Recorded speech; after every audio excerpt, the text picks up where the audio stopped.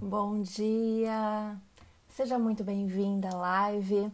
Hoje nós temos uma convidada muito especial, a Maiara Nunes, psicóloga, que atende lá na Play Infantil. Oi, Rafaela, tudo bom? Seja muito bem-vinda. Logo que a Maiara entrar, já vou chamar ela.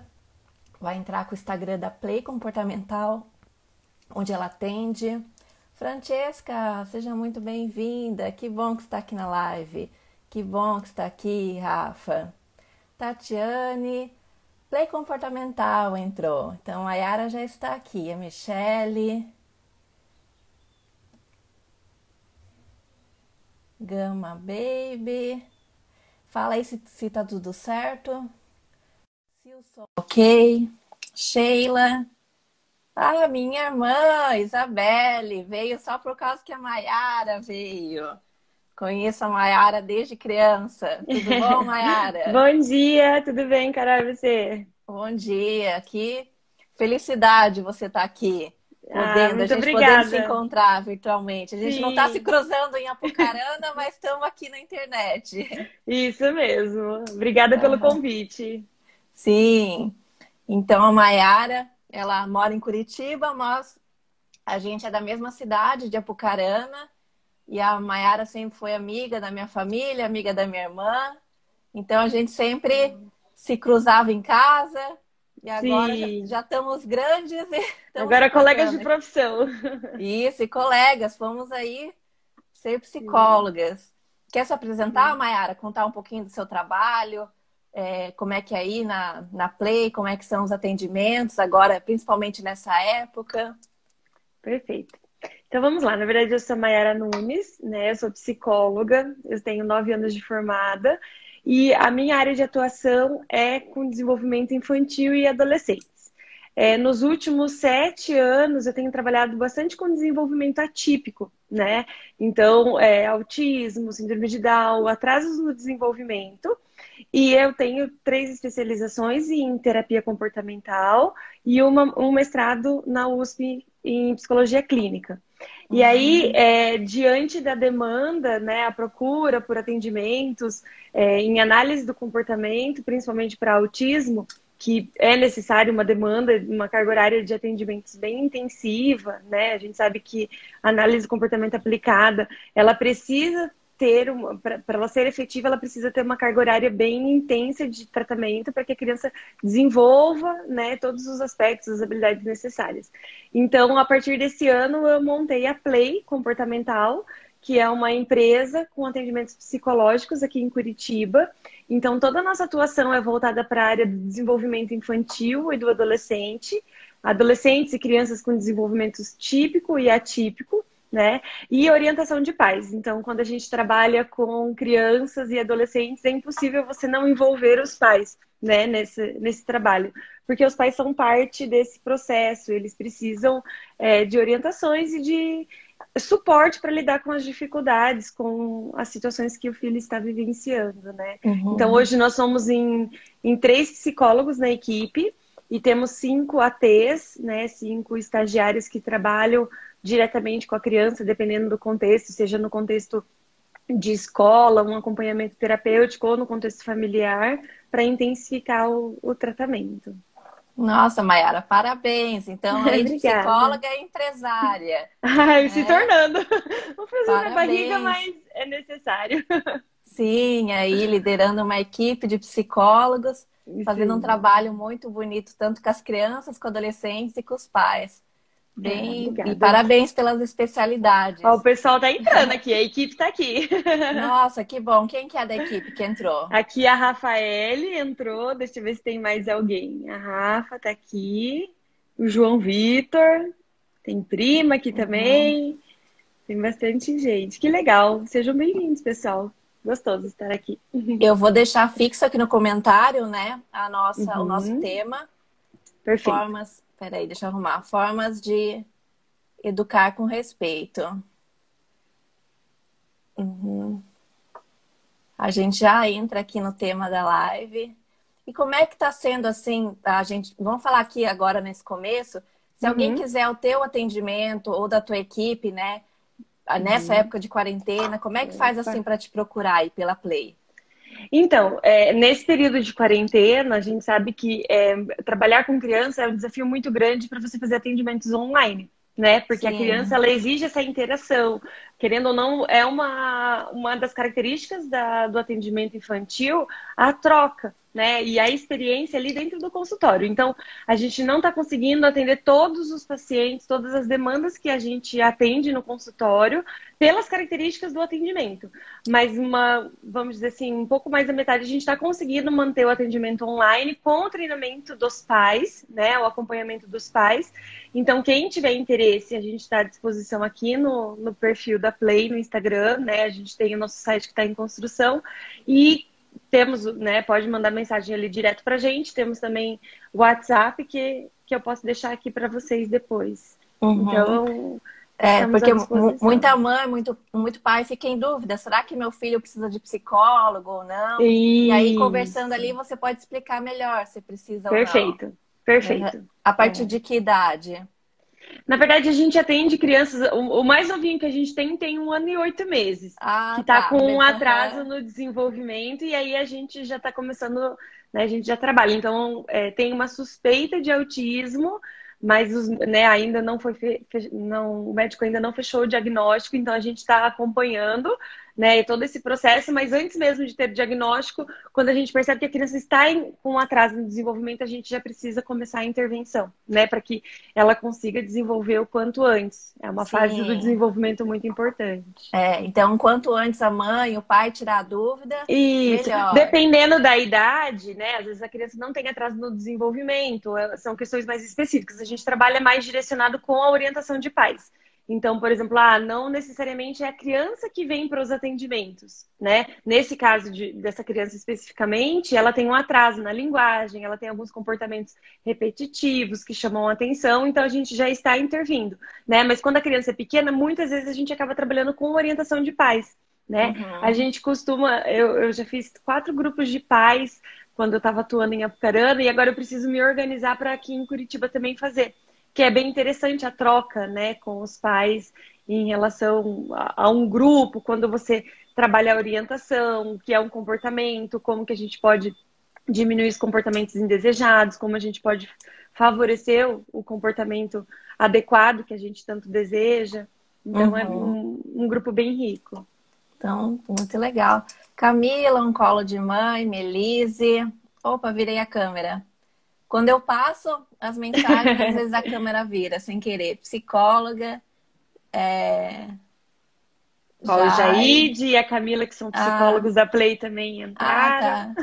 A Fabiana é de Apucarana também. Ah, Rosane, que bacana. bem legal que vocês entraram. Tatiane, Rafaela, Chay, Gabriel, quer andar. Trabalha com PC?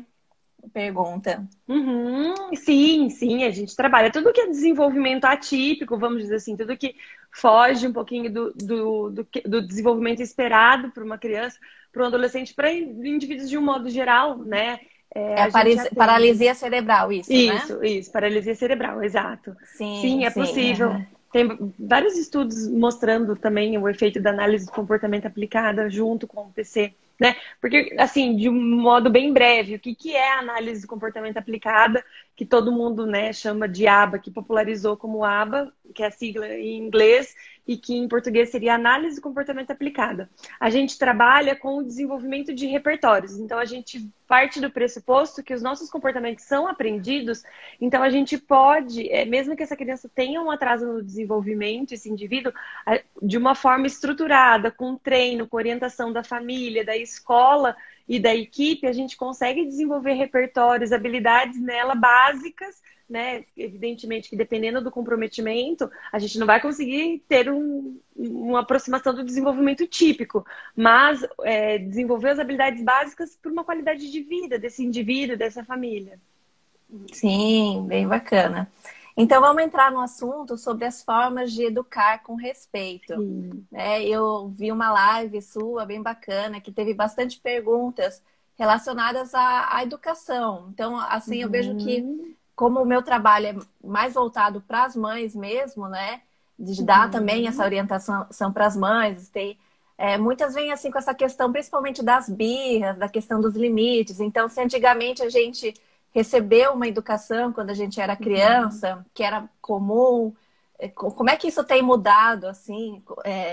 Como é que você lida com, pode trazer aqui desses pais que participam dos teus grupos e também trazem essas questões, essas dificuldades de educar nessa época, né? Sim.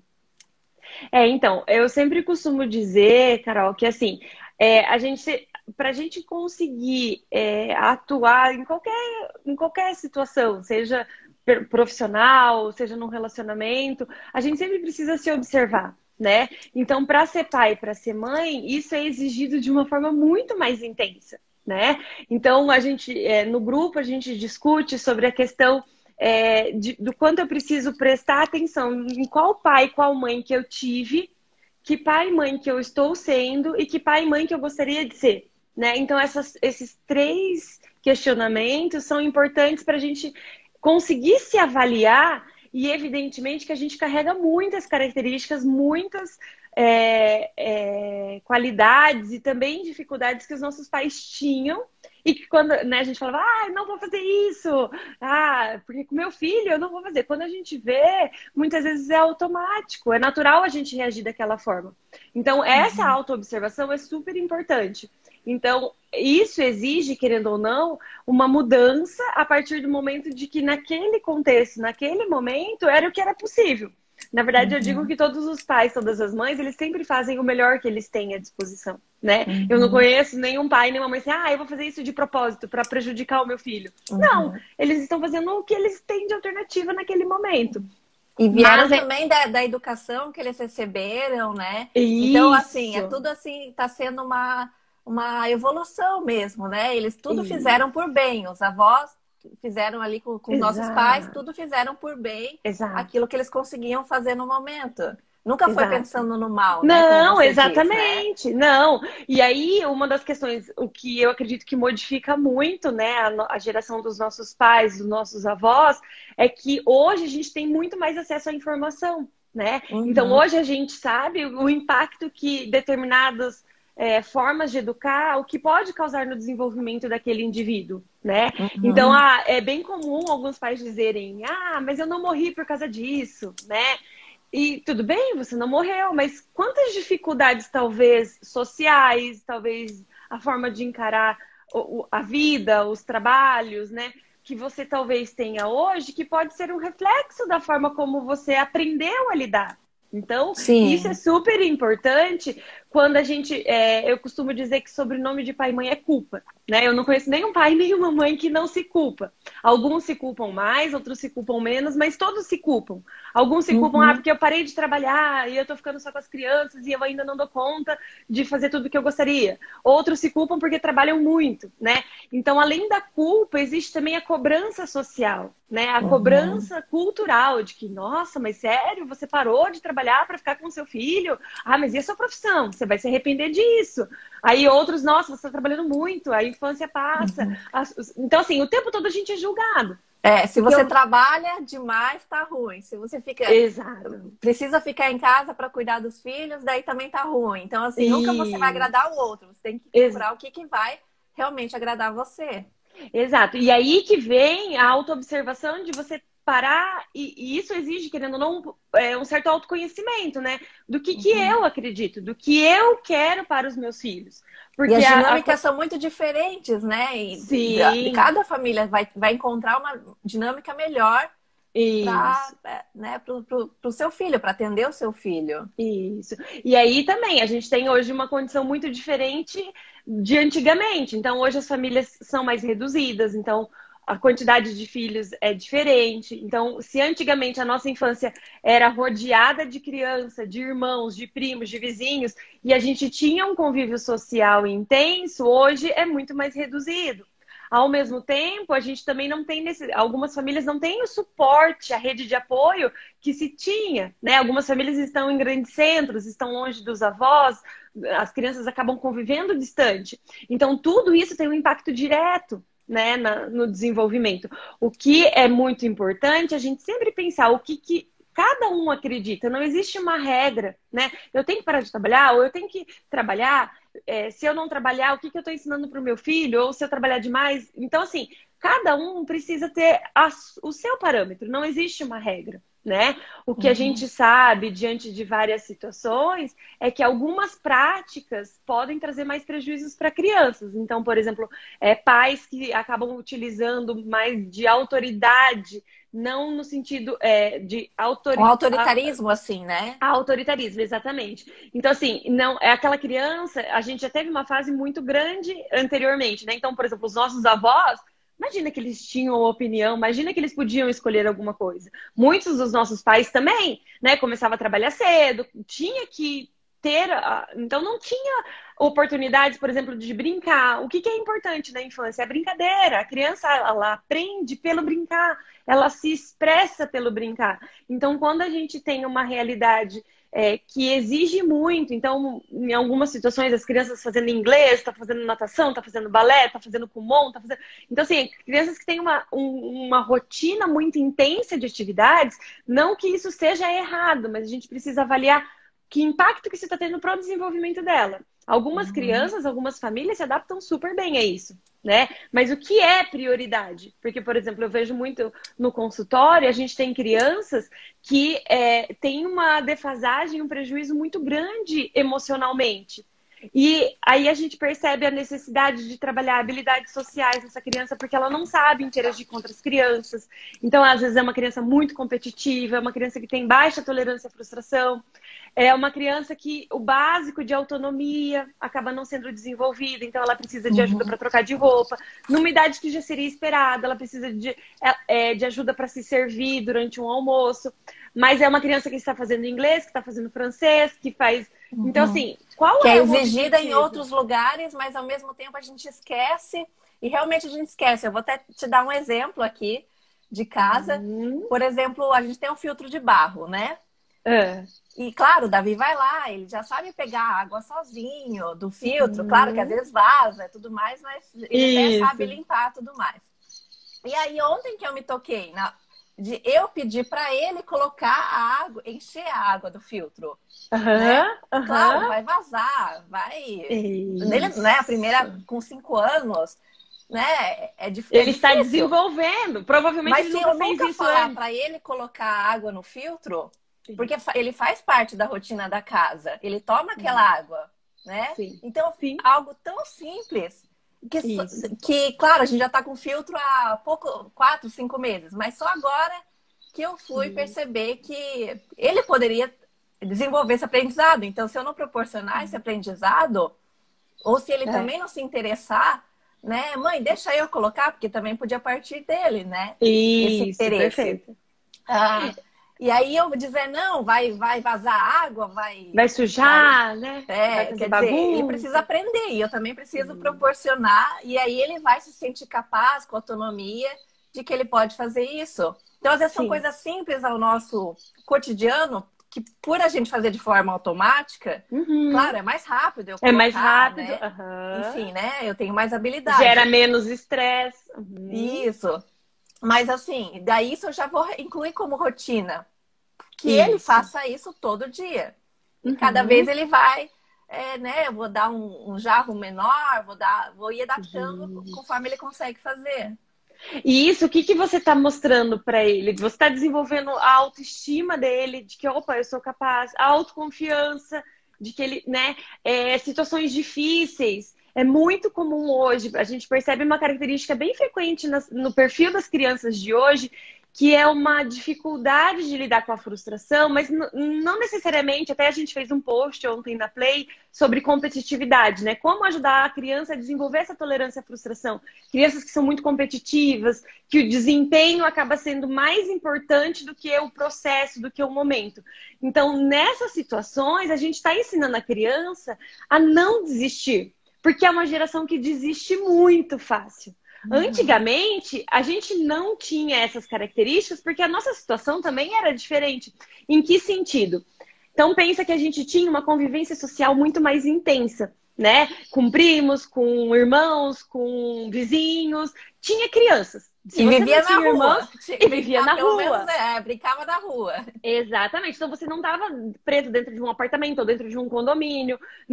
Imagina as crianças nessa situação de quarentena, né? Tenho vários pais que estão me mandando mensagem, mas Mayara, falei, gente, é a condição que ele está nesse momento. Então, criança precisa gastar energia. Então, quando a gente vê que uma criança, eu vejo que em alguns momentos os pais, nós adultos, na verdade, a gente tem muita dificuldade de entender que aquela criança, que aquele serzinho, ele está em processo de aprendizagem.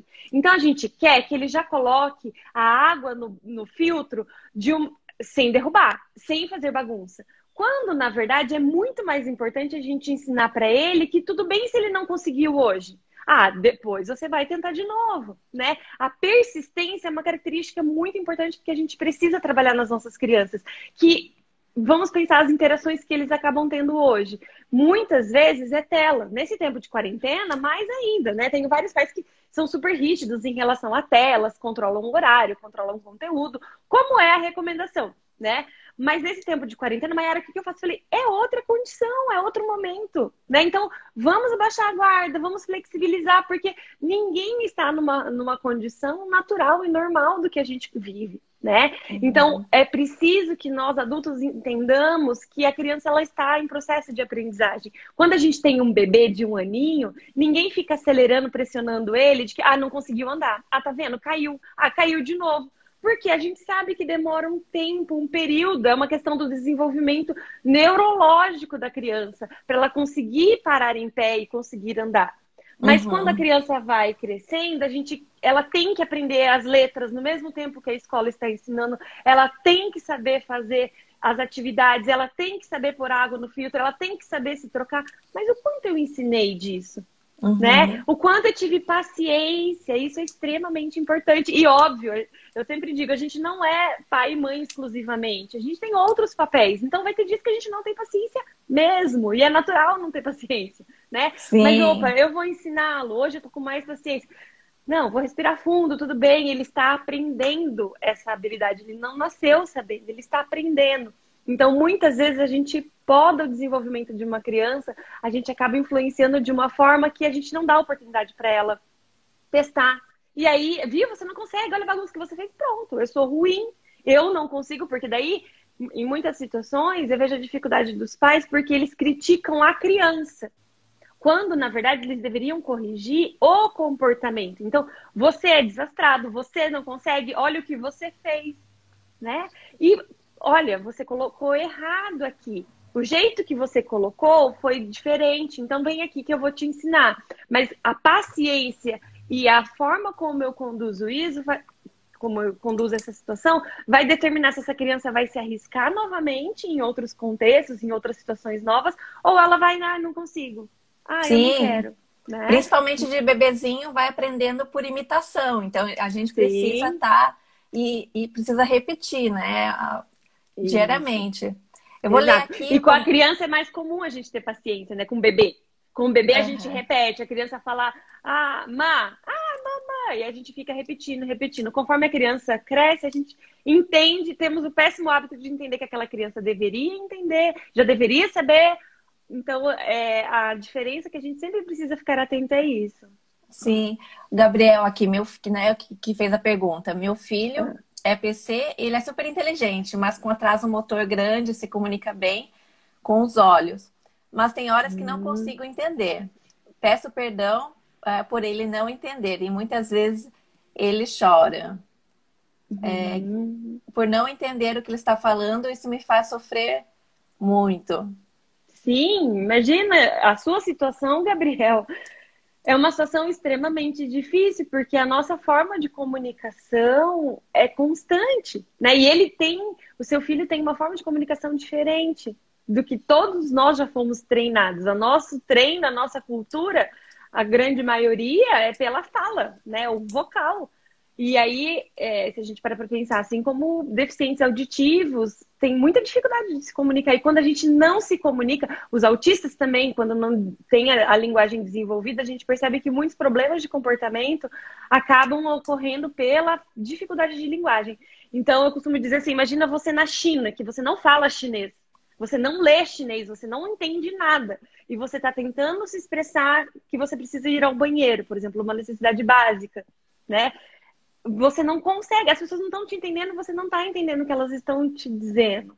Então, isso é muito difícil. Não sei se você conhece, Gabriel, mas a gente tem o que a gente costuma trabalhar bastante com autistas, e eu acredito que talvez no caso do seu filho pode ajudar bastante, é a comunicação alternativa.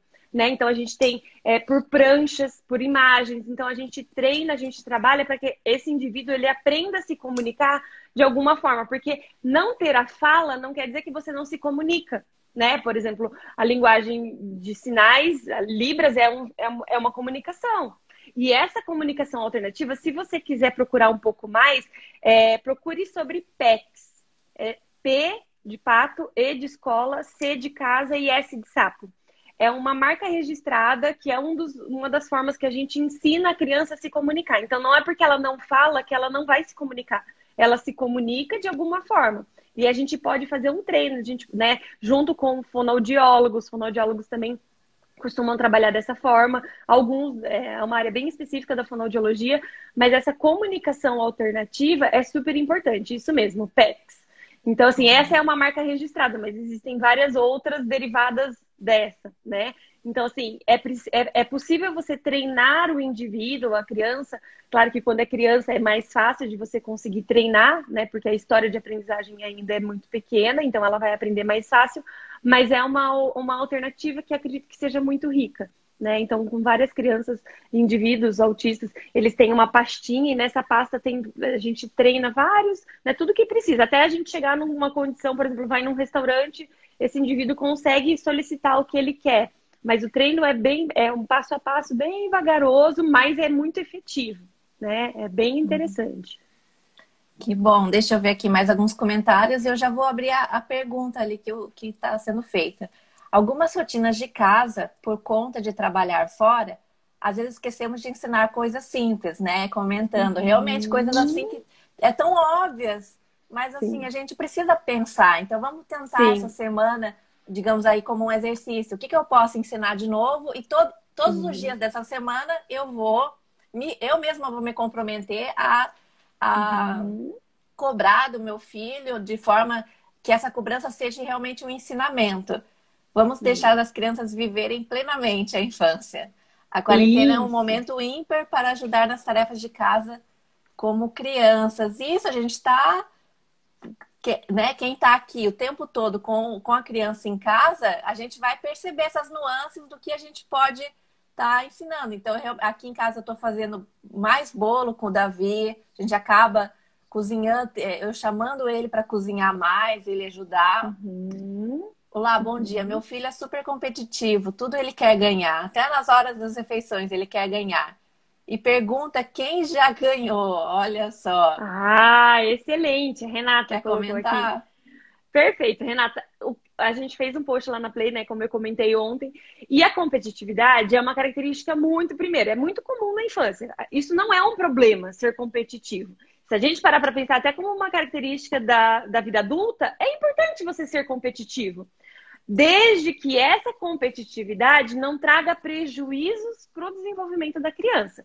Então, o que nós percebemos no consultório? Que é muito comum a criança que é competitiva excessivamente, ela afasta os amigos. Então, assim, lá vem o Joãozinho. Não vou nem brincar com o Joãozinho, porque geralmente crianças com uma característica competitividade muito intensa, elas não só têm dificuldade para perder, mas elas querem manipular as regras, tem que ser do jeito delas. Então, esses comportamentos acabam gerando um afastamento social, né? Dependendo da idade, ainda não é visível, porque crianças pequenas, eles se desentendem e tudo bem, mas ali crianças com 8, 9, 10 anos, não quero brincar com ele. Lá vem o João, vai ter que ser tudo do jeito dele, então eu não vou brincar, né? Então, a competitividade excessiva é uma situação que a gente precisa sim prestar atenção. Se está trazendo prejuízos para o seu filho, se ele se desorganiza, se ele tem uma crise de choro muito intensa e você percebe sofrimento naquela situação,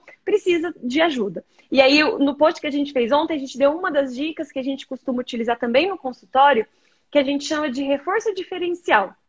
Quando a gente tem um comportamento que a gente quer ensinar um comportamento novo para uma criança, a gente sabe o que é o reforço. O reforço é tudo que faz com que o nosso comportamento provavelmente continue acontecendo ou até aumente de frequência. Então, pode ser um elogio, pode ser um carinho, pode ser uma atividade, uma brincadeira. Nossa, que legal! Adorei que você me ajudou hoje em casa. Agora sobrou mais tempo. Vamos brincar nós dois juntos? Então, a gente tem um comportamento e, como consequência daquele comportamento, a gente tem algo que nos motive a fazer de novo, né? Então, o que é interessante? Crie uma situação, pode ser um jogo, uma brincadeira mesmo de tabuleiro, algo que exija a competitividade. Então, alguém vai ganhar, né? Pode ser um jogo da memória, um dominó, qualquer coisa, mas que o resultado alguém ganha. E durante a brincadeira, você vai valorizando os acertos. Então, a gente tem que dar modelo para a criança. Se a gente está falando em ensinar habilidades para ela, ela não aprende sozinha. Então, se num contexto natural com outros amigos, a gente quer que ele tenha habilidades sociais, que inclusive estamos organizando muito provavelmente amanhã, a gente vai fazer uma live sobre como desenvolver habilidades sociais na infância. A gente precisa tratar a criança de uma forma talvez mais semelhante possível da realidade com outras crianças, porque os amigos, eles não são tolerantes. Nós adultos, quando estamos brincando com eles, a gente deixa ganhar, a gente deixa, não, tudo bem, eu ganhei. A gente não comemora provocando quem perdeu como os amigos. Então, é natural que essa criança fique brava quando perde, né? Então, crie uma oportunidade de um jogo, de uma situação que tenha competitividade e valorize o comportamento do seu filho no início, de que, nossa, você acertou, você acabou de fazer um par, gostei. Aí você vai lá, você acerta, porque a gente quer o quê? Que essa criança depois elogie o comportamento da outra pessoa. De que, nossa, você tá muito bem hoje, hein, mãe? Uau! Então, ele valorizar é mais adequado socialmente do que ele, você tá ganhando, não gostei, né? E aos poucos, quando você for pontuando, mostre para ele assim, o primeiro ponto que você fez. Nossa, você não vai ficar bravo? Olha que legal, eu fiz um ponto aqui, você não tá bravo. Então eu mostro como ele está reagindo, pequenos comportamentos. Eu não vou esperar acabar o jogo, ganhar o jogo para daí ele, né, se frustrar. Então, durante o jogo, eu vou valorizando o comportamento desejado dele. Nossa, e isso a gente usa bastante. Então, assim, nossa, lembra quando você ficava brava? Eu não quero mais brincar, eu não vou mais jogar. Ai, tá muito legal brincar com você assim. Nossa, tá divertido demais. A gente pode brincar depois de novo? Então, eu mostro pra criança que quando ela está adequada, quando ela tá com aquele comportamento socialmente relevante, eu quero brincar mais. Né? E isso, aos poucos, vai moldando o comportamento da criança e ela percebendo que, opa, tudo bem quando eu perco. E aí, claro, deixa a criança ganhar em algumas situações, em outras situações ganhe dela, né? Mas mostra assim, tá tudo bem, né? Você perdeu no jogo. Tipo, poxa vida, eu fico muito triste quando eu perco. Porque tudo bem, gente, tudo bem ficar triste quando a gente perde um jogo. Tudo bem, não é o fim do mundo. Mas assim, nossa, eu tô muito triste, perdi de você hoje. Mas tudo bem, amanhã eu vou tentar de novo, eu não vou desistir, né? Então Bem legal, porque criança... aí ela vai vendo com o comportamento da mãe, do pai, o que é adequado fazer quando se perde. Então não é adequado bater o pé, sair correndo, batendo porta. Ela vai ver que é adequado você dizer que ficou triste e mas pode da chorar, próxima vez eu vou me esforçar mais, né? E me estimular que da próxima vez. Mas eu achei bem legal assim, esse exemplo mesmo. Porque ela vai ficando envolvida, ela se envolve no jogo inteiro, porque o jogo inteiro tá legal. E daí se perdeu, mas perdeu. Exato. E eu vou valorizando. Foi legal estar envolvida durante o jogo. Exato. E eu valorizo o processo. Isso é muito importante a gente trabalhar com as crianças, o processo e não só o resultado final. Então, nossa, que legal você está conseguindo. E aí eu posso, se por exemplo, eu ganhei uma partida, eu posso falar para ela assim, vamos tentar de novo? Você quer tentar de novo? Você não vai desistir? Olha, eu comecei a ganhar, você não vai desistir. Você não vai jogar tudo no chão e falar, eu não quero mais brincar. Nossa, papai, vem aqui ver, o Joãozinho, ele não tá desistindo. Eu já fiz 2 pontos e ele tá aqui. Olha como ele tá. Ele tá aprendendo, ele já é uma criança de X anos, olha como ele sabe. Então, eu valorizo o processo. E aí, eu posso, de repente, depois que eu ganho, eu posso, de repente, propor pra criança, quer tentar de novo? Quem sabe agora você consegue? Né? E aí, a tentativa novamente pode mostrar para essa criança de que se uma vez eu não conseguir, eu posso tentar de novo, né? Que é a persistência. Então, é mais interessante eu persistir do que eu simplesmente ganhar. Sim, e a gente também tem os outros jogos que são colaborativos, né? Então vamos montar juntos um Aham. quebra-cabeça. O quebra-cabeça é o melhor exemplo. Os dois têm que se Sim. ajudar para os dois ganharem no final, que é o resultado do quebra-cabeça Isso. montado ali no final. Então, hoje então vamos montar o quebra-cabeça juntos. E aí não existe uma Uhum. competitividade. Você tira a competitividade para trazer a colaboração, né, dentro da Uhum. brincadeira. Isso mesmo. Vou aqui trazer a pergunta. Temos duas perguntas. Deixa eu ver aqui. Ah, agora eu não sei qual que veio por primeiro. Acho que foi a pergunta do Gabriel, já foi comentada, e Isso. aqui da Francesca. Tem algum problema em incentivar a criança a guardar o brinquedo através da competição? Tem a ver com esse assunto, bem legal. Ótimo. Então, é bem interessante a sua pergunta, Francesca. O que é importante? A gente tentar entender como que isso acontece. Se é na competitividade, se for de uma maneira lúdica, de que, nossa, que legal, vamos guardar. Ah, vamos ver quem consegue guardar até a música acabar, né? Você está motivando a criança, você está buscando desenvolver o interesse dela, mas a gente tem que tomar cuidado se a competitividade vamos ver se eu sou melhor do que você, entendeu? Então, é muito comum e é muito efetivo a gente utilizar essas estratégias com as crianças de propor algo lúdico. Gente, a criança é lúdica, ela aprende com o lúdico. Então, se a gente quer ensinar algo para ela, vamos contar uma história, vamos criar um enredo. Tem que experimentar um alimento novo. Não vai, muitas crianças simplesmente não vão pegar aquele alimento e colocar na boca direto. Se a gente para pensar, nós também em algumas situações somos assim. Nossa, eu, por exemplo, com jaca. Meu pai adora jaca. Eu vejo assim, nossa, nunca comi jaca. Eu não sei que gosto que tem jaca, mas eu não tenho nem vontade de experimentar jaca. Para mim é indiferente. E por que a criança tem que experimentar tudo? Então, para a gente conseguir que ela experimente, para que ela vivencie uma situação, a gente precisa trazer o lúdico. E nessa situação de guardar os brinquedos, costuma ser um problema em casa, né? Porque eles brincam e aí geralmente já estão cansados, aí a casa está toda cheia de brinquedos. Então, assim, tudo bem utilizar uma brincadeira para guardar. Só tomar cuidado e observar se a competitividade não é no sentido de. Eu imagino que seja nesse sentido a competitividade, né? De, vamos lá, vamos guardar, vamos ver quem guarda primeiro, para motivar. E aí, Uhum. isso não vejo problema algum, né? Vejo que talvez a gente teria que prestar atenção, se é uma criança competitiva, a gente está incentivando a competitividade mais ainda, né? Quando, na verdade, eu posso, de novo, valorizar o processo. Nossa, você brincou, que legal que você está guardando. Você já é um menino de tantos anos. Uau, eu não sabia que meninos dessa idade já conseguiam. Que legal, tá parecendo um menino. E aí coloca uma idade um pouquinho mais velho. E eles adoram se sentir mais velhos, né? Tipo, nossa, você nem parece um menino de 6 anos, tá parecendo um menino de 8. Ai, eles se engrandecem. Então, assim, valorizar o quanto eles estão se esforçando, né? Acredito que isso é Uhum. bem importante. O quanto eles estão conseguindo, né? Isso. Aham. A Tatiana, que às vezes temos que provocar, valorizar esse processo e incentivar. Bem isso. Deixa eu voltar Gente, então nós somos aqui. assim também.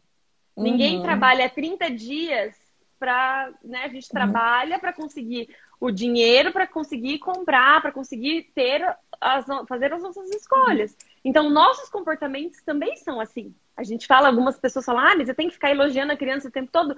Nossos comportamentos são assim. A diferença é que nós adultos, a gente muitas vezes a gente age porque a gente já sabe que aquilo vai dar um resultado final. Então, eu quero, sei lá, fazer uma viagem para a França. O que eu preciso para fazer uma viagem para a França? Então, eu vou ter que trabalhar, vou ter que guardar dinheiro, vou ter que economizar, talvez eu vou ter que escolher não almoçar naquele restaurante que eu gosto, para daí eu ter aquele resultado. E por isso que o processo é importante, valorizar o processo e não o resultado, Uhum. né? E tem bem a ver com aqui as formas de educar, né? Então é diferente você impor com autoritarismo, vai guardar seu brinquedo agora, porque senão tal coisa vai acontecer, Uhum. né? Uma Uma educação ameaça. que vem ou com ameaça ou vem com uma chantagem, uma troca. Então, ou é uma Uhum. troca ruim, e daí ela vai perder Uhum. algo, ou, né, vai ganhar um castigo, ou é uma troca boa. Então se você guardar para mim, eu te dou um doce. Então você vai ali Uhum. seduzindo a criança para ela fazer aquilo, porque em troca você dá algo. Só que isso gera uma dependência e daí ela sempre vai querer algo e esse algo é sempre algo Uhum. muito maior. Então, se hoje é um carrinho que Uhum. você dá, amanhã ela quer muito mais carrinhos, e aí ela vai entrando na dança, e aí a gente entra assim, num beco sem saída, não é verdade, Mayara? Isso, isso. E o que a É, gente sabe, o que tem mais valor para a criança, né? Estamos falando de criança, mas para os filhos de um modo geral, nada tem um valor maior do que a companhia dos pais, a atenção dos pais, né? E aí a gente está, evidentemente, numa rotina, numa realidade que os pais trabalham muito. Então eu tenho crianças que estão torcendo, né? Os pais me mandaram um áudio que a criança, gravaram uma criança de que não quer que acabe a quarentena, porque o pai e a mãe estão dentro de casa, de certa forma, estão tendo atenção, estão tendo presença, estão tendo momento entre a família, né? Então, isso é muito importante para a gente perceber. Então, não é o material, mas é o, nossa, eu adorei, é valorizar o comportamento de uma forma mais espontânea, né? De uma forma mais. Porque ele vai passar a se engajar mais se ele perceber que ele é reconhecido por isso. sim. Deixa eu ver aqui, então, os comentários da Tatiana, né? Tem um filho de 16 anos, muito caseiro, e cada dia se comunicando menos. E por ter um irmão de 4 anos, o pequeno é muito comunicativo e acaba ocupando muito espaço, né? A diferença aí de cada irmão. Uhum. Não estou conseguindo Aham. lidar com a situação. Tento sempre dedicar um tempo para conversarmos. Mas ele fala que naquele momento ele é o adolescente, né? Ele não quer mais falar. Então aí a gente já está entrando se quiser comentar um pouco Uhum. dos adolescentes, pode comentar, então, Ai, Mayara. adolescente é uma delícia. É uma delícia trabalhar com adolescente. Mas aí a gente volta também à dificuldade do nosso olhar enquanto adulto, né? Se a gente tem um olhar para a criança muitas vezes de que ela tem que saber fazer aquilo, mesmo eu não tendo o processo ensinado passo a passo, eu espero que a criança já faça. O adolescente é é a fase mais, se a gente parar para pensar, é a fase mais difícil do desenvolvimento, né? Quando a gente é adolescente, é um desafio imenso, porque a gente não é criança que tem que obedecer tudo, a gente passa a ter gostos, a gente passa a ter escolhas, a gente pode escolher algumas coisas, mas a gente ainda não é adulto que pode decidir o que quer fazer, a hora que quer fazer, do jeito que quer fazer. Então, é uma situação que está entre a dependência e uma autonomia, né? E aí, ali no meio, o que eu posso fazer e o que eu não posso. Então, essa situação eu costumo falar para os pais que eu atendo, né, as crianças, que a comunicação é extremamente importante desde a infância, a comunicação entre pais e filho.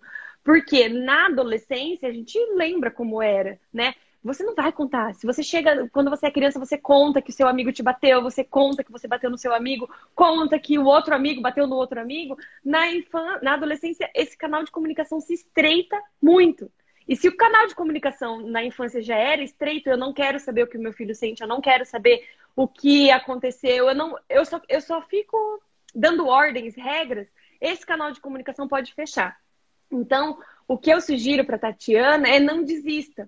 Se coloque à disposição. A gente vai fazer um post hoje na Play, que é uma indicação de um livro super interessante, que traz muitos exemplos da infância, mas funciona absolutamente com os adolescentes, que é como você pode ajudar o seu filho a se expressar, né? Então, a gente já, até na live que a Carol assistiu, que eu fiz semana passada, a gente discutiu sobre isso. Hoje, a gente sabe o quanto é importante expressar o que a gente sente. Mas os nossos pais, os nossos avós, imagina, você está sentindo o quê? Ninguém se importava. E se a gente não se expressa, a gente não consegue muitas vezes resolver conflitos.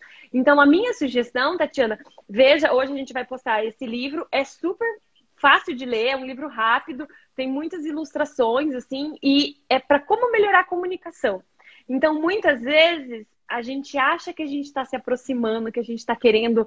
Ah, eu tentei, eu perguntei o que ele tem, mas a forma de chegar acaba fechando o canal de comunicação. Então, assim, não, eu não quero falar, né? Então, às vezes a gente, por algumas frases, por algumas situações, a gente fala, por exemplo, nossa, eu não consigo fazer essa tarefa.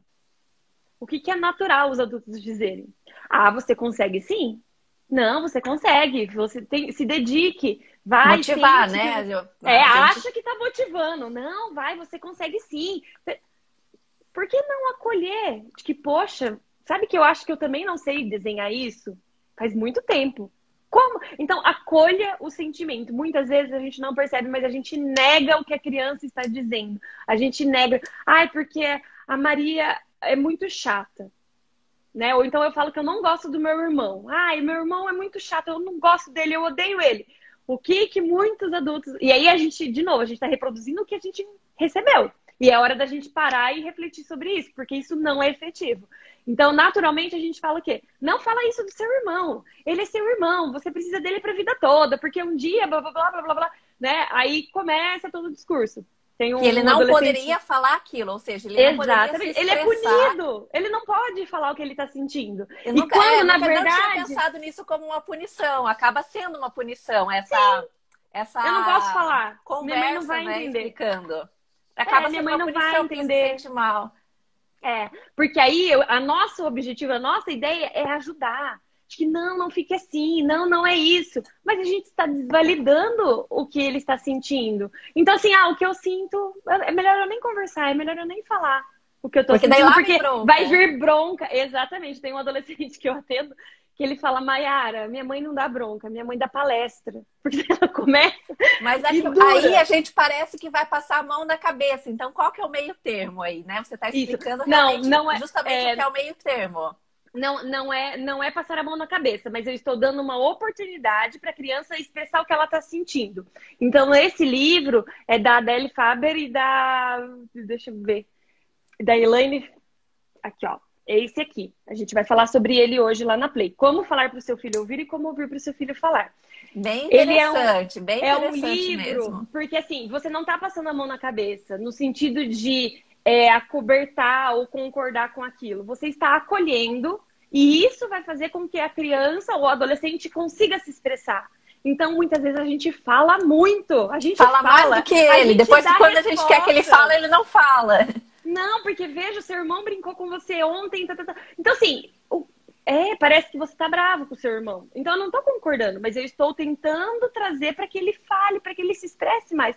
Nossa, parece que você tá bravo com o seu irmão.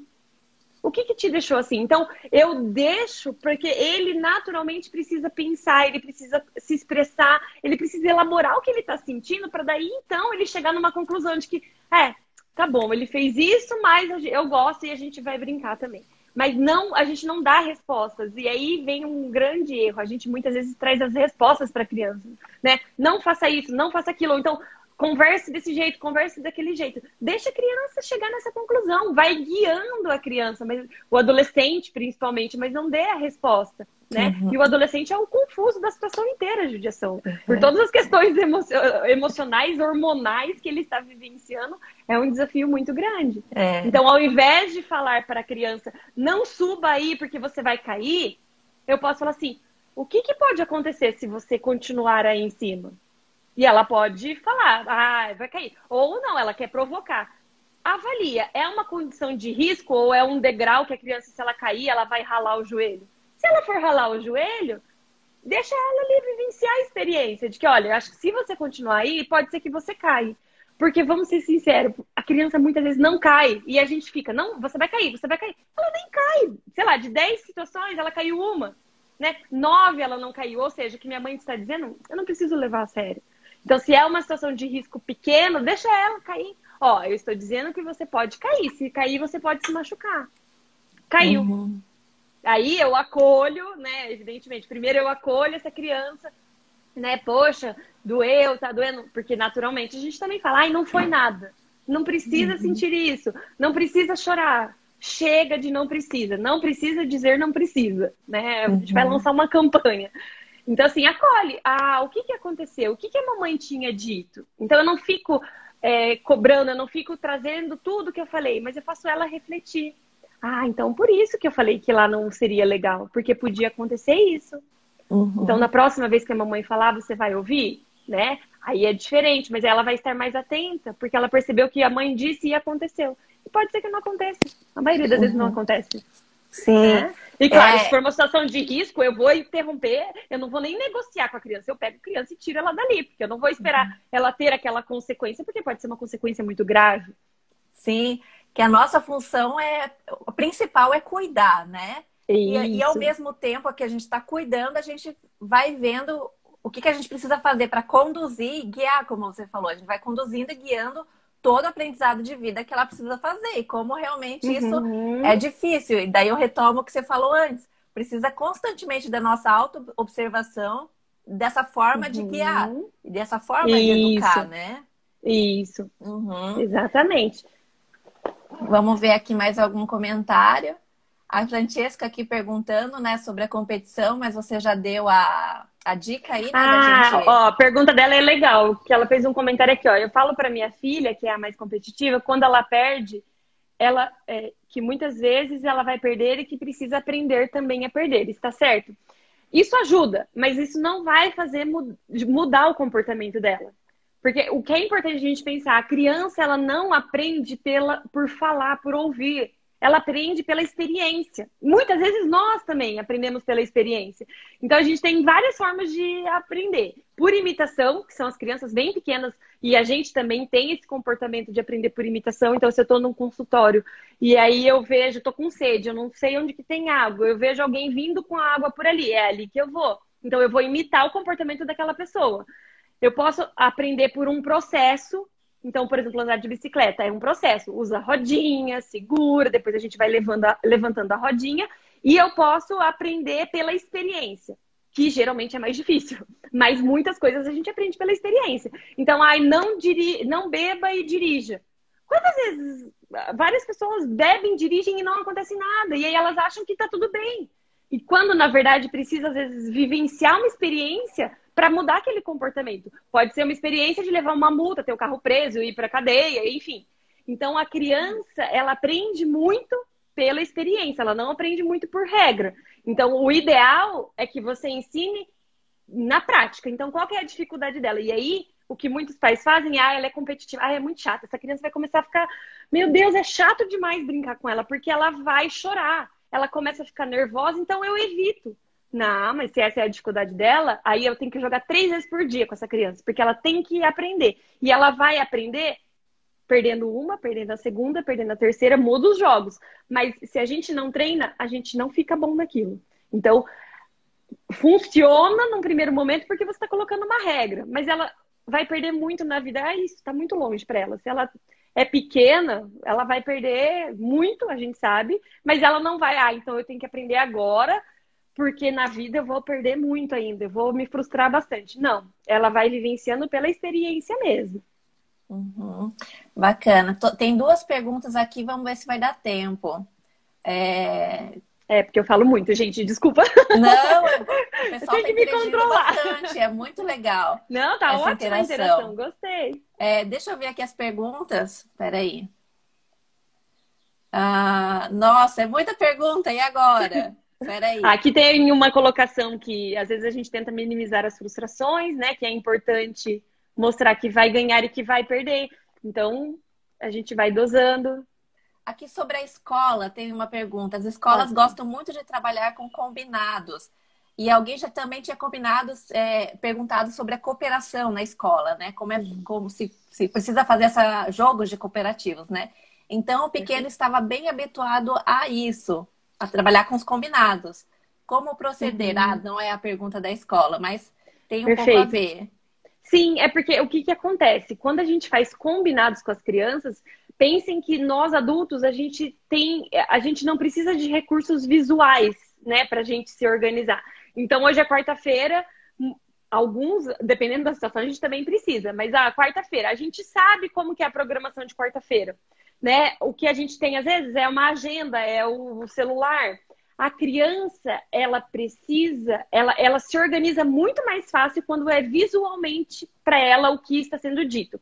Por que que as escolas colocam as regras lá, a sequência? Então, a gente vai sentar, vai fazer rodinha, depois a gente vai fazer uma atividade, daí tem o lanche, daí a gente vai para o parque. Esses combinados, essa sequência de atividades é super importante para trazer previsibilidade para a criança.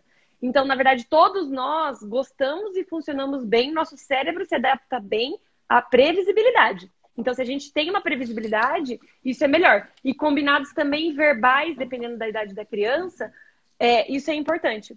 Porque se eu falo, eu tenho que cumprir.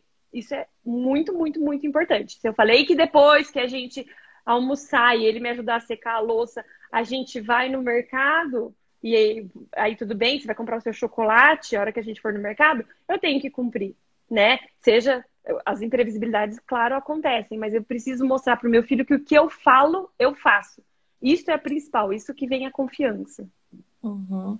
Então, a Carol está comentando ali em relação ao colégio, não se sentindo bem com meu filho começou o colégio esse ano, mas com essa quarentena ele acabou não sentindo muito bem a rotina do colégio. A professora passa brincadeiras educativas por meio do WhatsApp, mas ele não se interessa. Acho que a gente precisa ver qual é a idade, né, do filho da Carol, porque eu fiz uma Uhum. live, tá lá no YouTube essa minha live, Carol.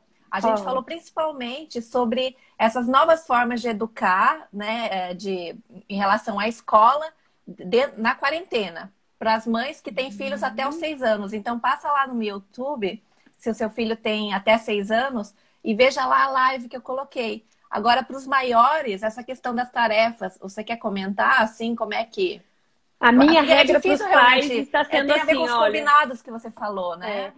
coloque, rotina é bem importante, mesmo que não mesmo agora na quarentena. Então, rotina que seja uma sequência de atividades, né? Como que vai ser o dia? Então, Mayara, o nosso dia está sendo igual todo dia, ficando dentro de casa. Ok, mas em que momento que a criança vai fazer a tarefa? Em que momento que ela vai brincar? Em que momento que ela pode fazer uma chamada com. Então, assim, ó, de manhã você vai fazer as tarefas da escola.